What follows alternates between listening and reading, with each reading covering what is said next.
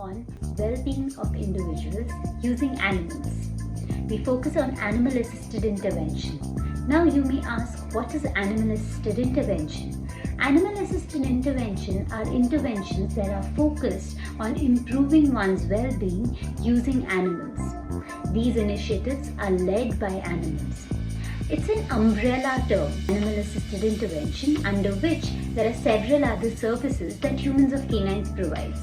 These include animal-assisted activity, which is a more informal sort of a setup wherein there are no goals set, but maybe an animal comes to a setting where people can relieve their stress by petting the animal, having fun with the animal. It has a very strong entertainment value. Then comes animal-assisted therapy. Animal-assisted therapy has to be provided by qualified professionals only. It includes a person who has knowledge of the patient or the individual who is being treated, like a psychologist, a psychiatrist, a healthcare worker, along with a dog handler and an animal-assisted therapist. This is a more goal-oriented process and it's more formal in nature compared to animal-assisted activity. Then comes animal-assisted education. This again is a goal-oriented process. However, here the goal is not specifically mental health. The goal here is specifically education. Say, for example, if we want to teach children a particular subject, we use animals as a part of the process. Let me give you examples of all the three. So if it's animal-assisted activity, say for example, I take Murphy to a school and all the kids get to pet him, play with him. We did a program with Leo, my golden retriever. We went to examination halls during the 10th class board exams, and all the kids, before they entered the exam hall, would get a high five from Leo. It was quite fun, and trust me, a lot of stress level reduced because they were smiling when they entered the examination hall. That's animal-assisted activity. It's a more informal setup. Then comes animal-assisted therapy. Murphy is our therapy dog, and we take Murphy to certain mental health settings or certain settings like hospitals where people would require some sort of emotional support. Murphy plays a very important role in this psychological aspect. Then comes animal-assisted education, which is my personal favorite. So Murphy goes to different schools as Professor Murphy. What does he do? He teaches them mathematics. So we use a lot of animals and references to animals in the existing curriculum of schools, which is called animal-assisted education. It gives me great pleasure that I am one of the few organizations that is focused on animal-assisted interventions, and I am really glad that India is moving towards a direction that is more open to experimenting with various kinds of therapies such as dance movement therapy, music therapy, animal-assisted therapy. Also, animal-assisted therapy creates a non-judgmental environment. An animal is never going to judge you for how you feel, how you look, or even for that matter, how intelligent you are. If you give them love, they're going to give you love in return. So that's why animal-assisted therapy is so effective. It has multifold benefits. Let me start with cognitive benefits, which is improvement in problem-solving skills. Then comes physiological benefits.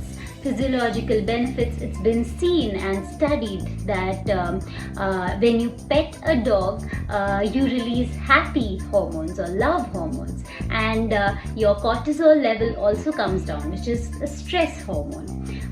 So this has a physiological effect. Then comes social effect. Like I said, animals create a non-judgmental environment. They don't really expect expect you to communicate the way you communicate with humans. So they read your body language. So it's perfect if you want to improve your communication skills, if you want to improve your eye contact. Animals play a very important role in that. Then comes psychological benefits. There are studies where animal assisted therapy has been used in different settings. People with schizophrenia, bipolar disorder, people with depression, people with autism, children who have been diagnosed with ADHD. They have all benefited from animal assisted therapy. What happens in this situation? Say for example, let me give an example of autism. In autism, you know that children are unable to emotionally connect with humans, other humans. So when a dog is introduced into the setting, because the dog is automatically creating a non-judgmental environment, the child automatically starts responding to the dog. Again, the dog is not judging the child for behaving differently, but what happens in that situation is it creates an environment where the child feels more accepted. Also, it improves a lot of confidence. I've seen in my sessions that when we take Murphy or Leo, my golden retriever, to different schools, we do reading programs. Children who are scared of reading, are underconfident, they read to the dogs. The dog is not judging you for mispronunciation. The dog is not judging you for reading softly or loudly. Automatically, what is noticed is the child automatically starts reading aloud, automatically starts developing a lot of confidence, makes mistakes, repeats mistakes, but enjoys the process of learning and reading. So there are so many benefits of introducing animals in different settings. You could introduce the animal in a corporate setting to reduce stress. You could take the animal to different kinds of hospitals. We do that in different hospitals, such as patients who are going through chemotherapy have experienced so much agony, experienced so much pain in that process. But in the presence of the animal, there is an outward focus instead of an inward focus, which creates a very different sort of an experience for people going through chemotherapy. Then of course you can take your animal to schools, to colleges, to different educational institutions. But what kind of animal can you take? You can take an animal that's trained only for therapy. So you can't take any animal in such kind of a setup. So you have to contact an experienced person, a person who is either a canine behaviorist or an animal assisted therapist, in order to make sure that the animal is also safe and the environment is also conducive for you to perform any sort of therapy. So every dog is not a therapy dog, or every animal is not a therapy animal. Animals are trained to be therapy animals. So how do we do the training for therapy animals? What we do is we socialize the dog really well in different kinds of environments. Just think about it. Murphy goes to different schools. Imagine hundreds of kids coming and jumping on him, jumping next to him, pulling his tail, pulling his ear. All this happens during the session. But Murphy can endure it because Murphy has been trained to behave that way. Not every dog can do that. So make sure that when you get a dog and you want the dog to perform certain activities that will enable therapy, make sure that you contact a canine behaviorist and a trainer and get your dog trained to perform therapy.